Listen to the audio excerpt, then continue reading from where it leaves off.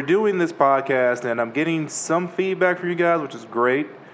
For those of people who know me, know Ben, I'm getting this an idea of when you guys going to go deep. I mean, when are you going to go hard? When are you going to come at them? And I'm hearing in that shades of a preacher that I knew back when I was a kid. This preacher took me to the side one day. He said, "Lil Coleman, it's tough being a preacher, man.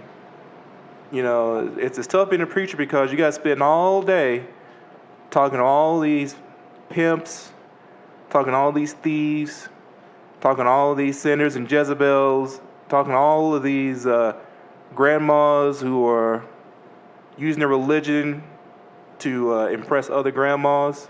And you got to tell them all that they're doing it wrong. You got to explain to everybody that they're living wrong, even though you know they are not going to appreciate you for it. They will hate you for robbing them of their sin."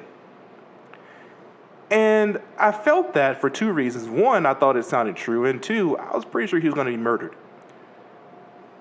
I was wrong about him being murdered, but I do think I was right about it being true.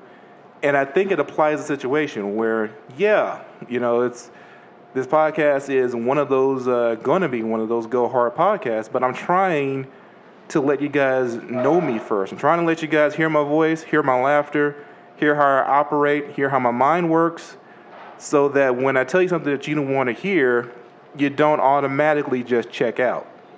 That's my goal in these first few, because I'm still learning my own voice. I'm still learning how best for me to do this. And so I'm going to be coming at you. Get ready for it.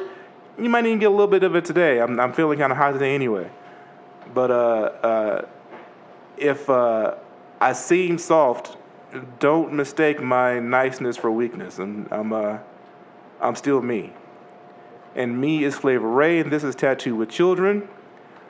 I'm in seat A, and in seat B, we have the Dread Pirate Benjamin. And our normal CIOPayne is not here today. Instead, we have a guest engineer. I guess what we're going to call this kid here? Yeah, that works. His name is David. He is his daytime gig is as a kick-ass tattoo artist at Black Spot Tattoo. But tonight he's just running the boards for us, and he's going to talk a little bit. He's got his cans on, so he can talk if he wants to. So I'm technically the first guest?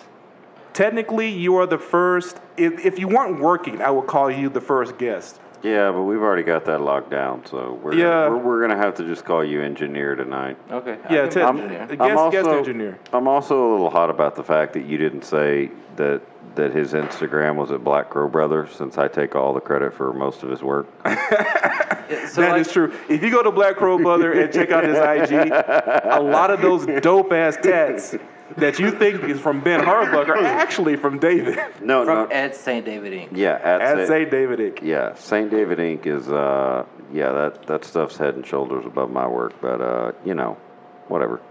I swear for like the first year, Ben took credit for all of my tattoos. Yeah. I think for the first year that was appropriate. Well, I do it for everybody too. Yeah. I mean, I'm an equal opportunity offender. I did it for Katie. I was like, oh yeah, this is one of my best pieces, and Katie was like, I did that. So yeah, but if somebody doesn't like it, if somebody hates it and they want to kill the tattoo artist, is that no, that wasn't her, that was me. Right, exactly, yeah. So anyway.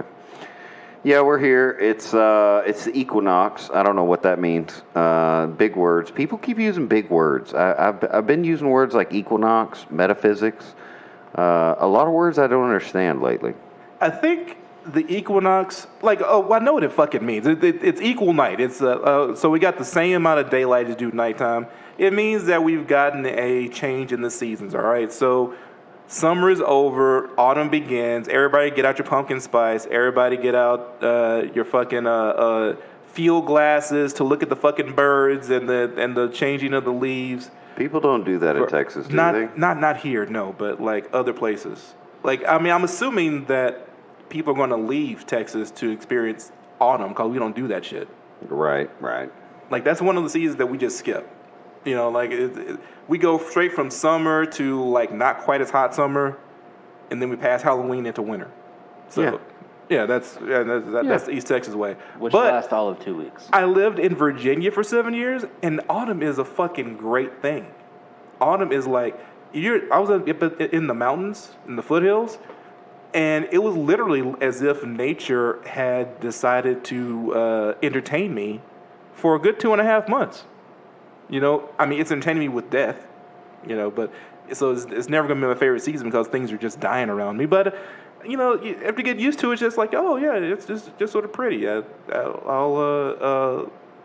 bury all these dead leaves and move on with my life, but it's pretty.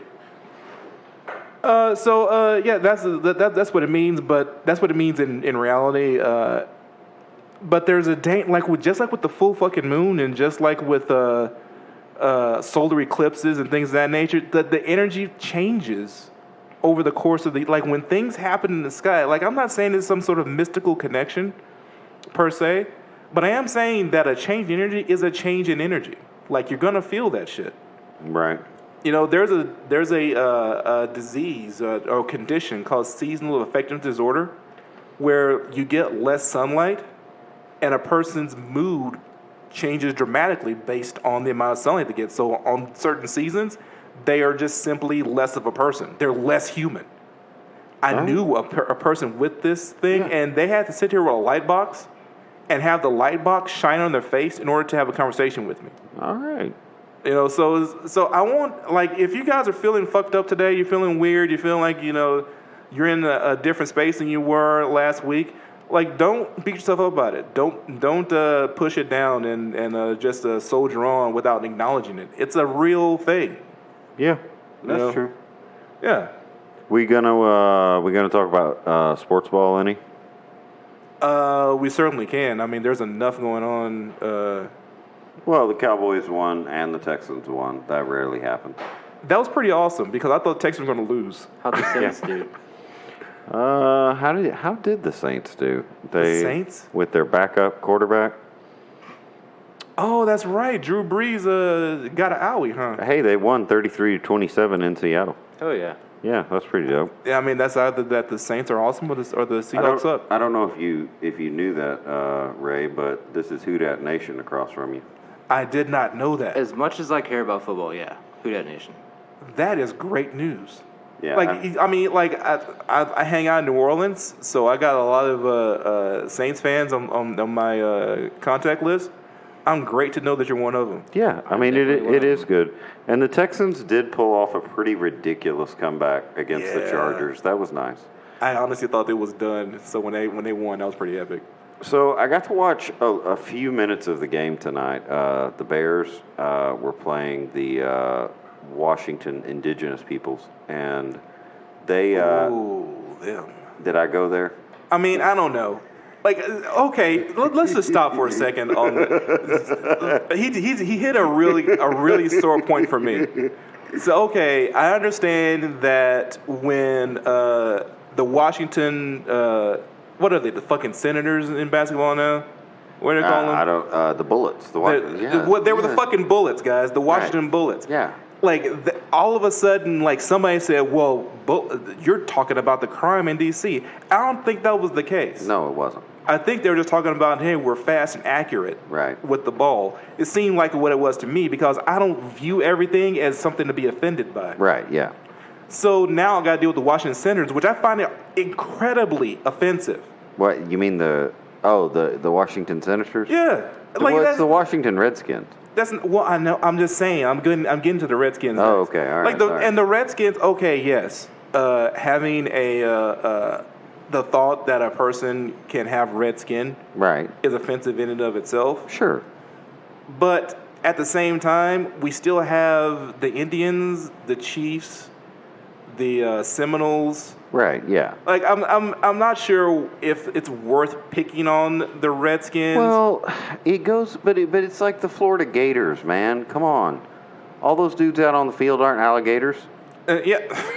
Like, Like, you know what I mean? Like, I seen that, and they got some really fast players, but like, they're not alligators, man. Like, I'm sorry. And the other thing is, like, I'm not even sure if the Washington Redskins referring to Native Americans anymore. Like, it's, Right, yeah. you know, like it's just the only Redskins that you know about are the ones on the football field. Right. Yeah. So the weird thing that I saw in the about 3.5 minutes that I watched was, it was super strange. Okay. First of all, the Chicago Bears were beating the ever-loving shit out of the Redskins. Which is appropriate. But every time the Redskins got the ball, they looked fantastic. And every time Chicago got the ball, they looked like they didn't know which direction they were heading. I really do believe that is also appropriate. And it was like 27-0 when I got to see 3 minutes of it. Yeah. Like, it was very, very, very, very strange. And it just, I don't know, it kind of caught me off guard, because every time I saw, like, the Redskins with the ball, Washington with the ball, it was like, okay, hey, like, this is amazing. Like, Washington's going to make a comeback. And the game ended 31-15 Chicago. Yeah, Chicago got after him. Yeah. I mean, I think it's do you want to win ugly or do you want to win? I mean, do you want to, you know, this is like... They're both ugly teams. Yeah, they're both ugly, but they're ugly for different reasons. Like, the Redskins look beautiful. Right. You know, they are they're precise. They are cohesive as a team on the field. Right. The only problem is they cannot find the end zone. Right. Yeah. No. You know, eventually you would think that over the course of a long season, right, they would win out in the balance. And Chicago's borderline ineptitude, right, is that fair? Right. I think that's fair. I mean, they look like shit out there. Yeah, they do. They don't look good. I mean, with the first game against the Packers, like, that was nearly a reason to disband the team. I think so. But they tend to find the end zone. Yeah. So you really can't say too much bad about it. Well, their secondary is a lot better than it looks. They got a couple of guys playing deep back and corner, and that are just, I think, exceptional. Like, as far as if they're playing anything less than a top tier quarterback, they're going to destroy that dude. And that makes sense. the quarterback for the Washington Redskins was Keenum. Case. Yeah. Case sure. Keenum. Yeah, that's the thing you can say. Is he from Texas? I don't know. He should probably be playing soccer, though. Anybody, anytime I hear a name like Case or Cade or, you know, Colt. Right. I was like, is that guy from Texas? Yeah, I mean, I think that's reasonable. Joe Rogan has the best take on Texas, but we won't go there. You might not know this because we didn't talk about it at all, David. But if you can just give me a little signal when we're getting close to 15 minutes. Yeah. So we can also one of the things that Mike likes to do for us is, like, we'll talk to him, like, about a signal. Yeah. So, like, he'll do like this when we get close to 15 minutes, and we'll all be. I did jazz hands, guys. For those of you that can't see us. just wave your hand up. So, but here's what's interesting is we'll get to the 15-minute mark, and he'll do something like this. And it doesn't even look like remotely at all the hand signal we talked about. He'll literally make the A sign. Right. And we'll both look at him and go, "What does that mean?" Yeah. What are you doing, guys? We talked about this. Like, no, motherfucker, we didn't actually. But yeah, just give me like a quick heads up. So he's like, "Hey, football is done. Move on to the next thing." So what if I told you that this was not in minutes? I don't see minutes on this. Oh shit. Okay. We're in bars. We are also guys. Okay, we got a guest engineer. We also have a guest computer because, like, literally, Mike just dropped the fucking ball on this one. Let's just be honest. Yeah, let's call it what it is. He abandoned the goddamn podcast to go hang out with the fucking big ass fucking mouse in Florida with this family, as if they need to see that asshole. Hey, what do you guys have going this week? Nothing. Let's go to Florida. Like, oh, okay, that's fine. Well, what about this podcast you just started? Doesn't it require you to be there for it? So no, man. What's more important is that Mickey and Minnie and Donald see my child's face. All right. Well, I've started a timer for us, Ray. Okay, that'll work. You know, that's weird. Like, we could, instead of blaming Mike, I like blaming Mike. I don't want the rest of this. We could. Well, that's true. We could just make the decision ourselves to make our life better. Yeah. That seems pretty weird, doesn't it? Yeah. That sounds like work or. Did either of you watch? Reflection. Did either of you watch Gary V's original video today? I have not. The original video. Yeah, his team put out a Gary Vaynerchuk original. I've been hearing about this. Yeah. Like the short film. Right. Yeah. I've been at work. I haven't been able to see it. Yeah. Is it good? You know, I really liked it. The title of it was "Watch This Before You Make Another Decision." Okay. Yeah, I have that queued up on my YouTube to start it when I go home. It's pretty badass. And that one I sent you the other day with that co-founder of Netflix, that was right. Now that was fucking great. Okay, like the first clip of that one is literally, it's something that I've been saying or that Ben has been saying for a long time, where like it's just like I don't want to steal Gary's fucking content. No, it's like It's kind of what it's there for. well, okay. So, like, the guy from Netflix, like, he when he was a kid, he went to a job interview. He's a guy out of college. He goes to a job interview, and it's like a really competitive MBA type thing. He doesn't have an MBA, but he's going to apply for it anyway. And so it's like 1,000 people applying for it. And so he goes through the whole process. It takes a long time. He gets down to the last 4 candidates. And so he's doing a 2-day interview, 4 candidates, right? And at the end of it, he doesn't get the job. So what does he do? He goes and he writes letters to everybody that interviewed him, asking them, like long letters, asking them, what could I do better? How can I improve to make myself a better candidate? Right. And a guy who was in there signaled him and said, hey, come in this room over here. He goes in the room and they hired him. Right. Now, why did they hire him? Well, they hired him because they didn't hire any of the 4 candidates. Right. The whole point wasn't to get hired. It was to see who was going to come back after receiving a no. Yeah. You know what's interesting about that is we've run up on that situation at Black Spot. David, you've been here what? Little over 2 years? Yeah, I've been here like 2.5 years. Okay. You could say. So since David's been here, we have super run into this.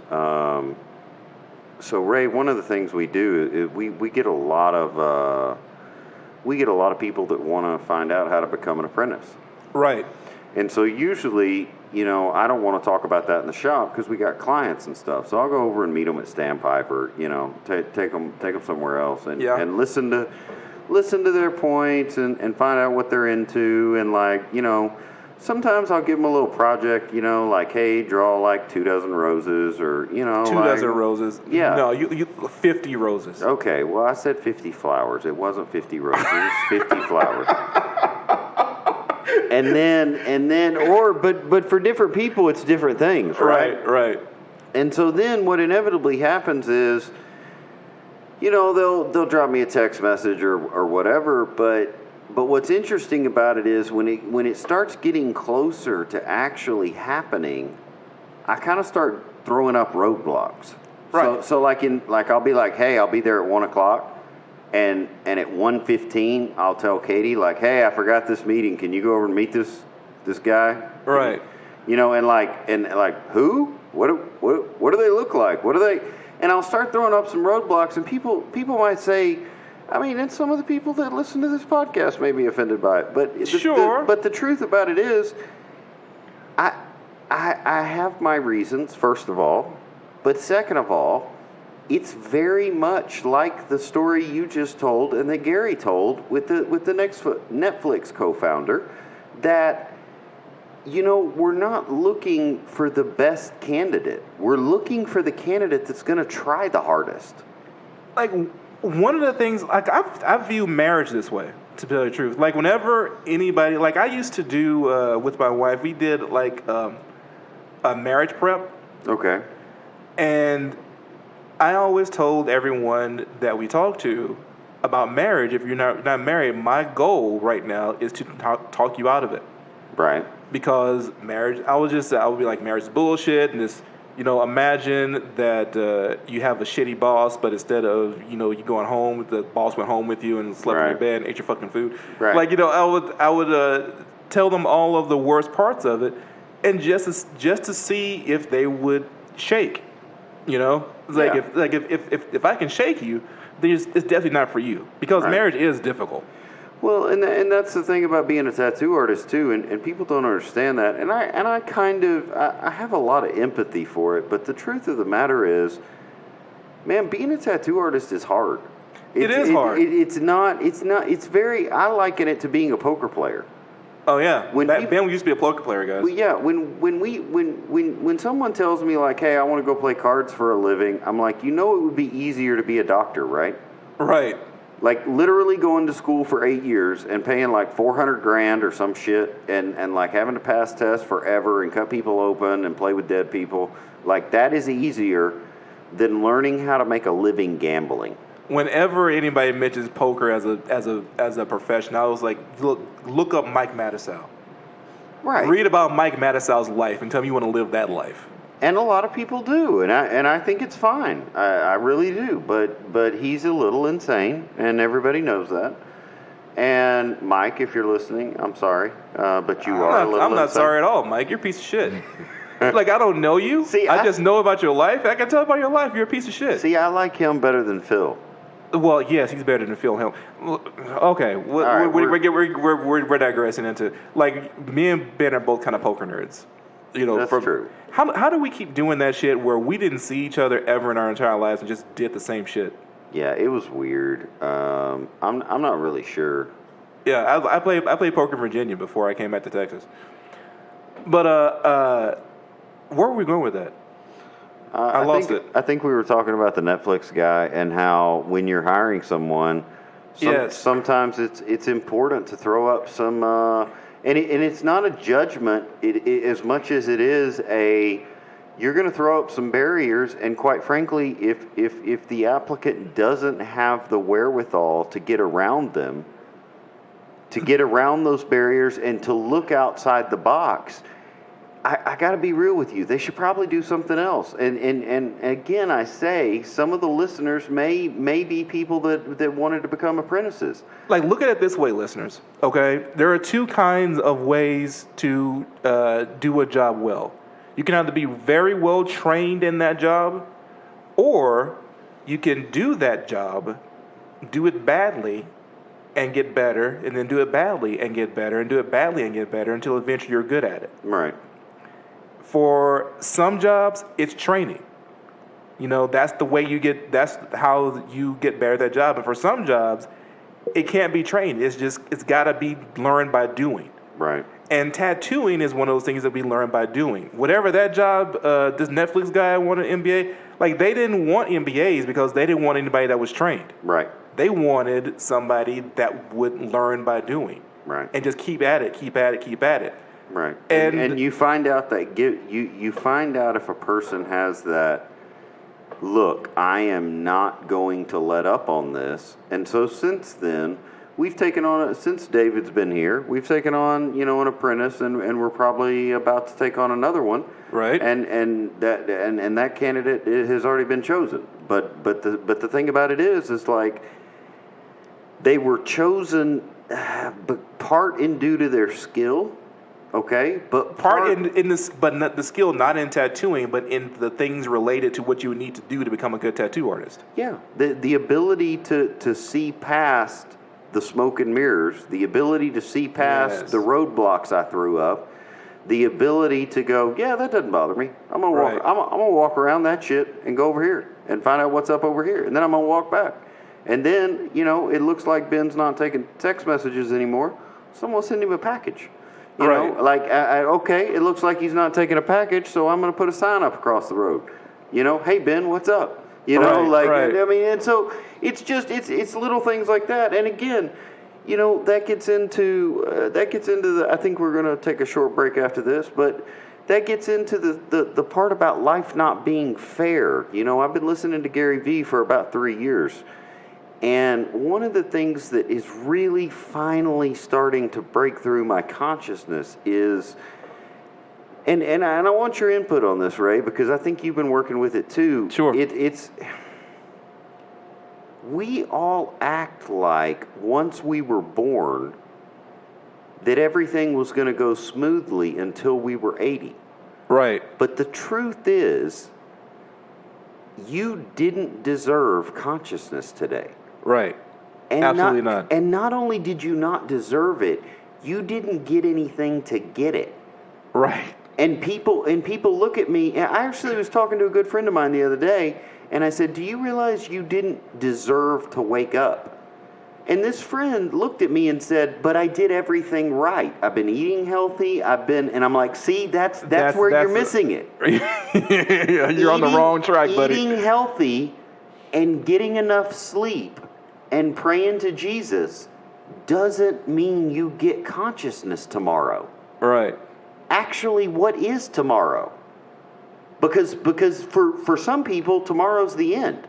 Right. For other people who currently do not exist, tomorrow's the beginning. It's the beginning. It's where it starts. So the fact that we get that, it's just, I've been listening to this man for 3 years, and it's finally starting to sink into my consciousness how amazing it is that I woke up. Oh, it's like we're all a 1 in a trillion shot. Yeah. Right? You know what I'm saying? It's like that's your dad had a lot of the little guys to spew out of something, and you got lucky. Yeah, but then you got lucky every day after that. Which is pretty nuts. It's kind of crazy considering the fact that we're both 40. Yeah. All right, we're going to take a break. That's why it doesn't matter whether I'm cool or not. Just a taste of the words gives me the gut rock. It's not pops, it just stop like a blood clot. Cause we're here to blow up like we came from a rock. Electronica embezzled by hip-hop. Here to kick ass until the heart stops. Hipsters put on the cool shades, and thrifters keep the money they've been paid, and drifters. Going off of what we were just talking about, it's okay, we're lucky creatures here because we're alive and we're awake, right? 1 in a trillion shot. We're not supposed to be awake, but we are. So what is the value of that in dollars and cents? Like, I would say that winning the lottery that hard is probably worth at least the Powerball, right? 400 million, something like that. Right. But currently, the lives that we are so lucky to have are being packaged and put out there so quickly and so completely that the people who are absorbing that package, which is also us, are no longer valuing it as something with value. For example, I was on Twitter the other day and I saw this video. It was from ABC, all right, the network ABC. And they had this video of this guy. He was a father, potential father, at the birth of his child. And his wife is in labor. And he's got this series of motivational placards that he's flipping through as she's going through labor. And it's like, remember when we were just dating and I looked at you looked at me, and we just knew. And the next package is breathe, like we talked about.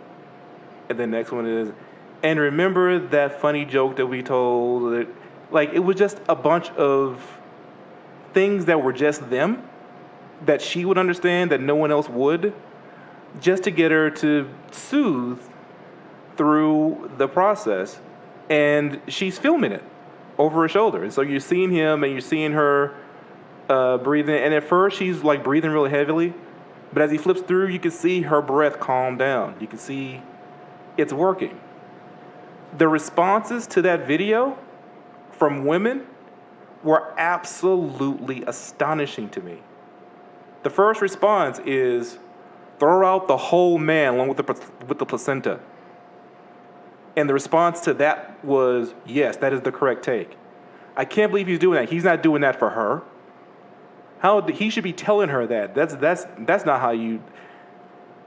Over and over again, these women are dragging this dude for doing this thing at the birth. He's doing it wrong. And I got extremely, extremely offended. Not because I thought this was a good thing to do at a person's birth. I thought it was a good thing to do for them at their birth because they were doing it. You see what I'm saying? Right. It's like, and I was like, how the fuck are you people supposed? Because the accounts that were responding, by the way, are all high-profile feminist accounts that I follow. Like, these are women that I respect. Right. Okay. You know, that like these are thinking women, and they're saying like the most brain-dead shit I've ever heard. It's like, listen, feminists, new feminists, if you're judging a couple from the outside, you're doing it wrong. You're fucking up. I've been married long enough at this point to know that no one knows one thing, not one thing about my marriage, other than me and my wife.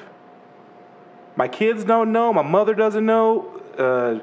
Her mother doesn't. Like, no one knows what I go through. No one knows what she goes through. Only we two know. And if I show you a bit of that, it's not for you to judge it. It's for me to remember later on. Right? So, and you say, well, if you felt that way about it, you wouldn't put it on social media.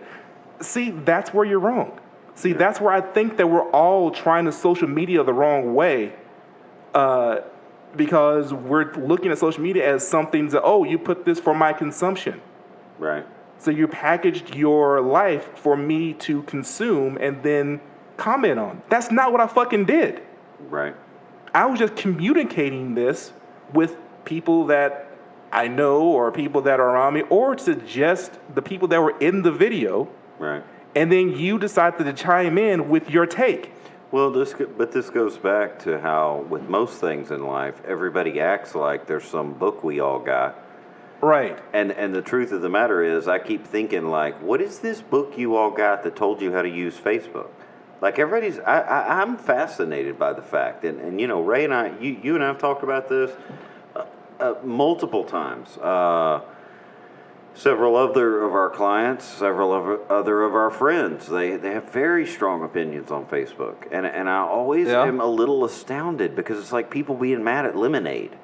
And I'm going like, they're like, well, when you pour it on your shoulders, it's sticky. And it's like, I thought you were supposed to drink lemonade. You're supposed to drink that shit, right? Yeah, like, and they're going like, no, man, you know, I was taught to pour it on my shoulders. And it's like, well, did you ever, like, who told you that? Like, where did you read that Facebook, the purpose of Facebook, you sign up and then you comment on other people's lives? Yeah, like, was that really the purpose of Facebook? See, I don't think it was. I don't think it was either. And everybody can say Mark Zuckerberg is a devil, but the truth of the matter is, I do not think he designed Facebook so that his friends could get on there and comment on what he was doing. Like, literally, it's at the top of the Facebook page. It's like, what are you doing right now? What are you doing today? Say, well, I'm eating oatmeal. And someone comes on and is like, oh, oatmeal? Right. That shit? Aren't you 40 years old? What the fuck are you doing eating oatmeal? You're 6? Right. Don't you know that oatmeal's killed 17 people in the last week? I mean, it's not just, and they're commenting not just on the Facebook where they're judging how you use Facebook. They're actually judging how you live just for living. Right. It's like people, guys, you cannot know what it took to open my eyes. Right. The only reason why I opened my eyes today was because I was in so much pain I couldn't keep them closed. Right. I had to get out of bed.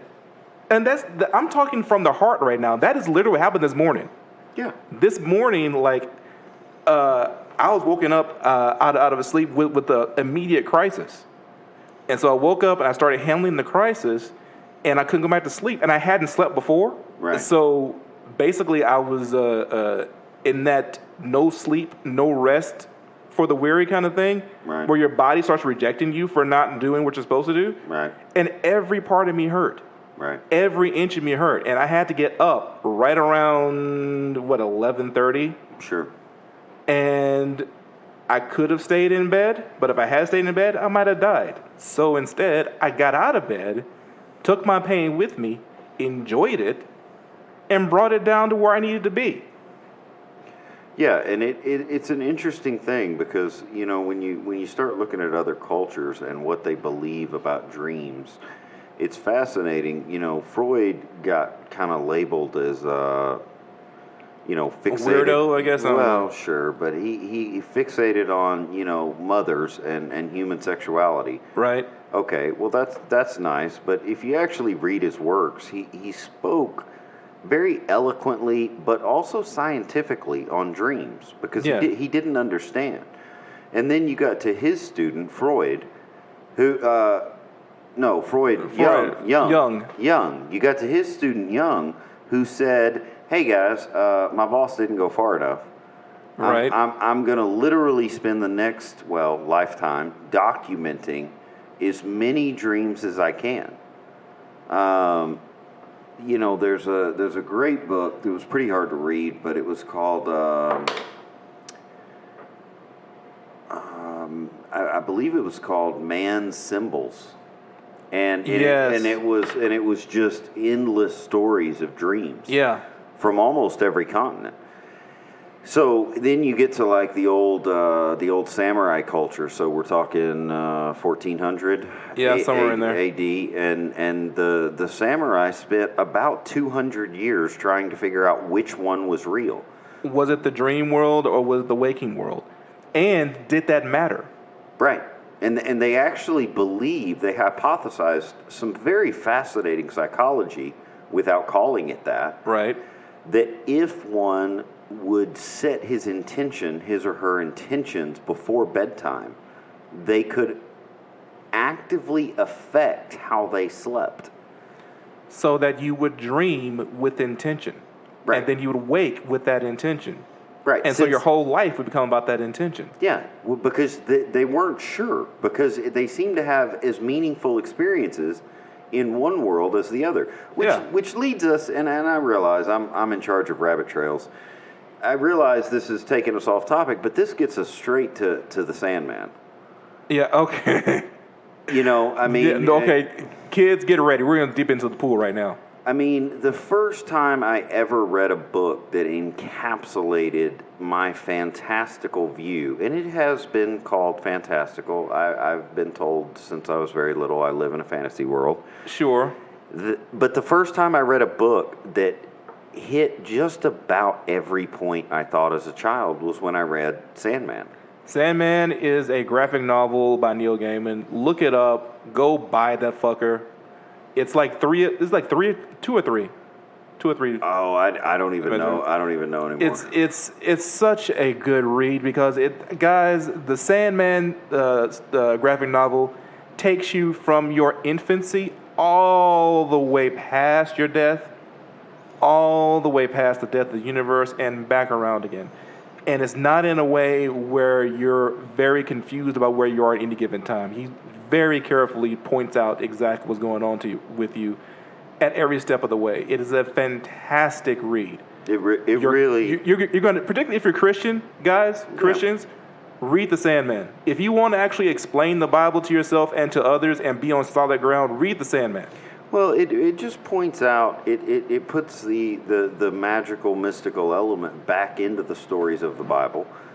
The basic premise is that the King of Dreams has he has a situation, let's say. Yeah, he's got a thing. And he needs help. But because he has this situation, the world stops dreaming. All the humans in the world stop dreaming. And it creates a rather chaotic situation. But his sister is Death, and his brother, his older brother, is Destiny. And it's a fantastic fairy tale, is what it is. And think about that. Dreams, death, and destiny are siblings. Yeah. Like how are those things connected, guys? I think that's true. I think it's very good. I think it's very true. Like I've always thought, like since I was a kid, like when I was a very young kid, I was scared to go to sleep. I was scared to go to sleep because it felt like I was going to die. And then a great thing happened to me. The thing that probably shaped everything that happened after that is I actually did die. Okay. I was fortunate enough to have a very serious medical crisis. What age? I was in 5th grade, so I was about 9 or 10. Okay. And like you people call it near death. I was close enough that I don't think near really covers it. I was just dead, and I came out of that with a whole new understanding of sleep. Okay. I didn't understand anything about death still, but I understood immediately that when I go to sleep, I'm not actually staying where I am. Yeah. I'm moving into another thing. And the reason why I feel differently is because I've left my filter behind. Yeah. So when I go to sleep and I dream, my dreams are very vivid and they're very emotional. Like I'm more scared, I'm more angry, I'm more happy, I'm more, everything is just seems like it's heightened emotionally. And it's because I no longer have that brain filter where my brain is like, okay, he can't handle this much adrenaline, so let's just tamp this feeling down. Okay. In my dreams, that doesn't happen. It's just raw. And I began to understand that, I'm getting closer to death just by going to sleep. And when I read The Sandman, and it was like Morpheus is brother to death, I was like, that's exactly right. Yeah. Like that's everything and Destiny is also, that's exactly right. Yeah. Because if you can connect your dreams to your waking world, things happen for you, buddy. Yeah. It's a weird thing. One of the other things the samurai wrote about when they said how important dreams were, they would talk about how much they loved sleeping the older they got. Yeah. One of them actually said, I resolved to spend more and more of my days sleeping. And I've always thought that was a very admirable quote. I felt like, man, it's a great goal in life. Yeah, that's that's really what do you really want, Ben? What I really want is a nap. Yeah. Like, if I could just have a nap, like, I don't want more money. I don't want more businesses.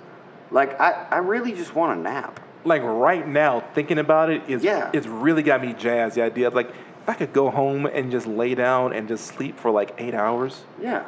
I don't think I would want anything else for the rest of the week. Right. Which again brings us back around to how crazy it is that then in that state, something happens, and I'm sure we're going to get into the scientific shit one day, probably when Mike comes back. But that seems likely. But like, from that state, you get woken up again. Yeah.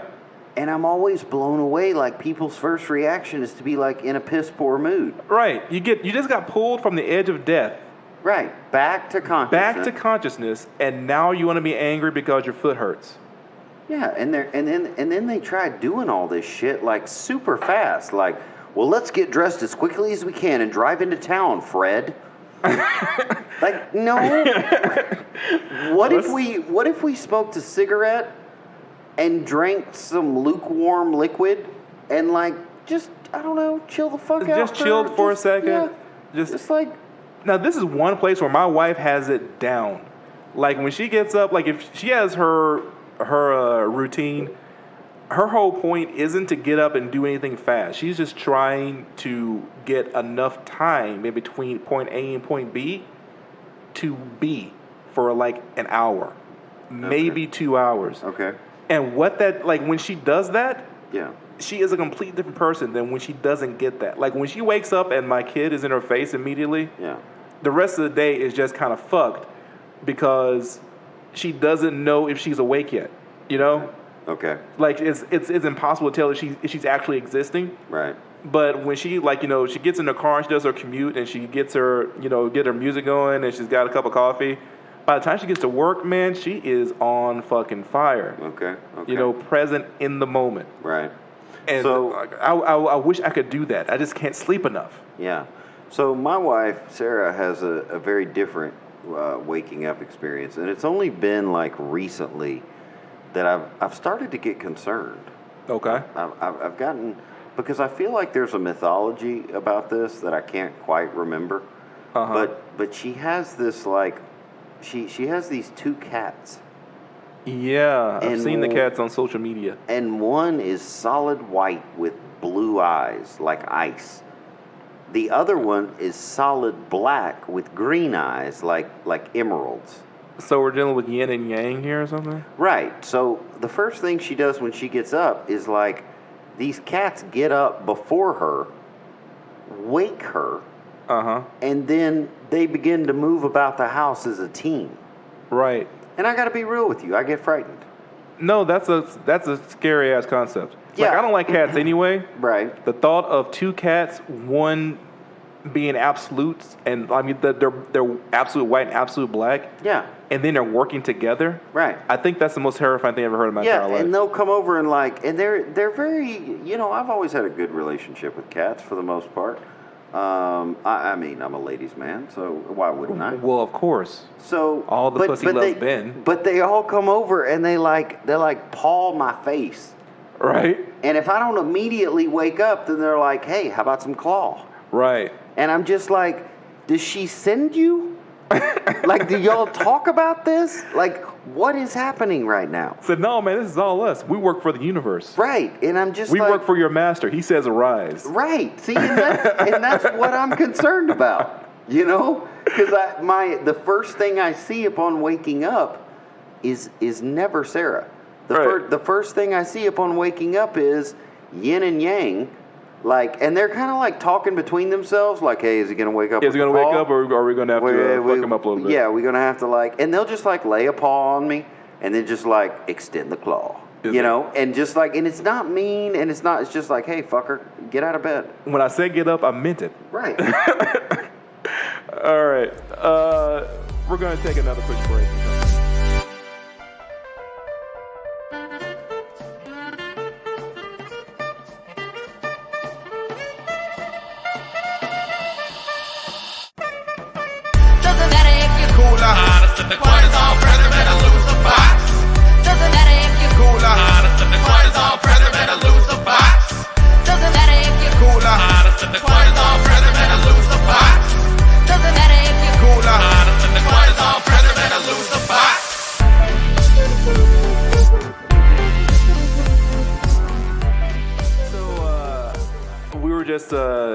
Saying that David hadn't said much, and Dave looked at me and said, "Yeah, I zoned out on you guys. Literally just droned on, and I got fucking bored." So we're just gonna call this one a done deal here. You can find David's Instagram at Saint David on IG.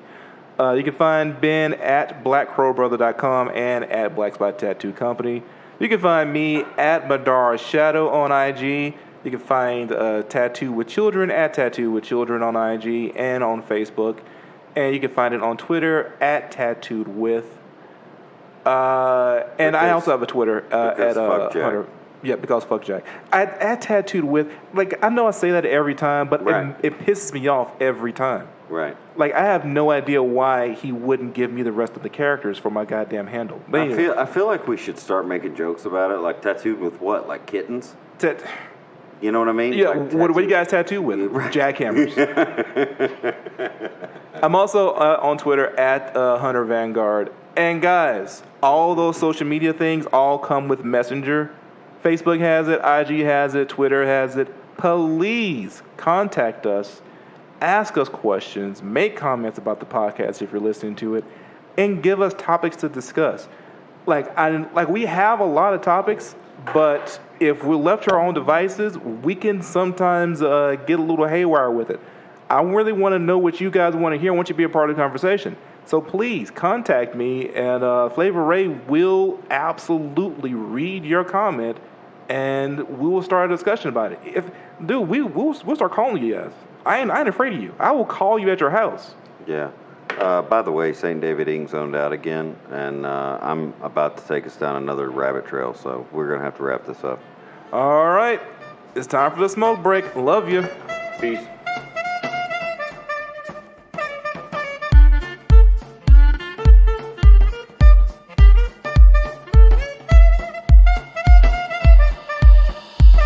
We were born to bring it back, but it's more than basic. It's a portion of his rap, but the core is ancient. It's supported like a pack of some more observations are important, like the fact that we're bored of fake shit. More creative, have the floor, so take it. Travel to the tour is an